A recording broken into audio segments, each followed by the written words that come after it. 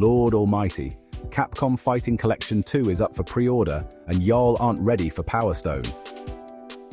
Capcom Fighting Collection 2 could possibly be just around the corner. And one of the most anticipated games in the collection is Power Stone. The year was 1999. Super Smash Bros. Had already taken the home console world by storm, but a zanier, more off-the-wall fighting game was lighting up the arcade scene in Japan and North America. And I know there weren't a lot of Power Stone arcade cabinets in London at the time, because I used to go to a lot of arcade places there, mostly around Tottenham Court Road and Piccadilly Circus. Power Stone was basically Capcom's answer to the question, what if we made a 3D arena fighter but you could pick up streetlights as weapons and collect emeralds to go full Super Sonic?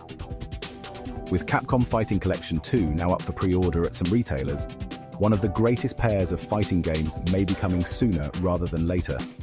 Everyone knows how special the Dreamcast era was. I don't need to remind you that Jet Set Radio is one of the greatest games of all time.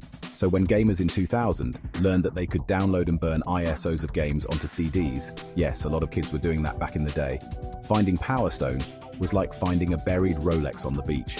Smash Bros. May have set the stage for how hectic fighting games could be, but Power Stone turned it up to 11. The first Power Stone started off with a bang. It contained one-on-one battles, taking place in 3D environments.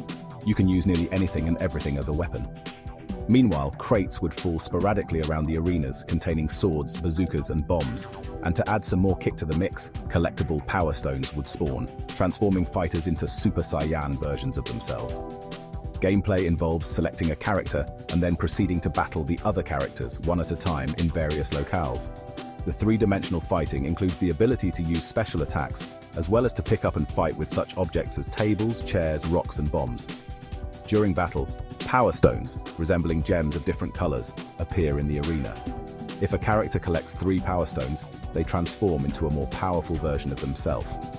The character will then be able to use one of 2 super special attacks.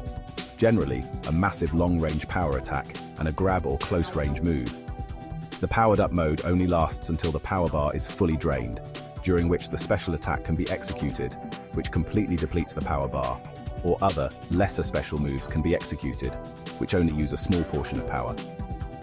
Each match continues until the life bar of one of the 2 characters fighting is depleted. Unlike traditional fighting games, there's no blocking in Power Stone. Each fight is an aggressive beatdown until one player falls. Then, only a year later, comes Power Stone 2. Arriving with all the same insanity as its predecessor, only now with up to 4 players in the same battle.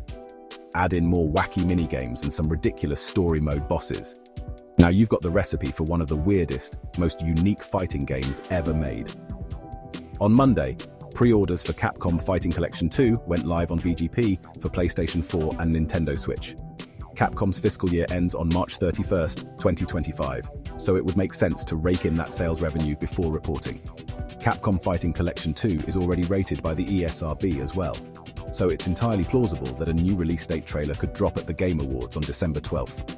And with Fatal Fury, City of the Wolves dropping in April, both Capcom and SNK probably want this collection released beforehand. Sure, I may be crazy about Power Stone, but Capcom Fighting Collection 2 is packed with plenty of undeniable fighting game classics.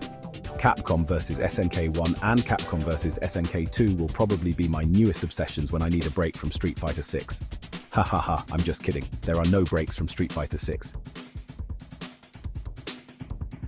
But yeah, all jokes aside, I'm really looking forward to Power Stone 2.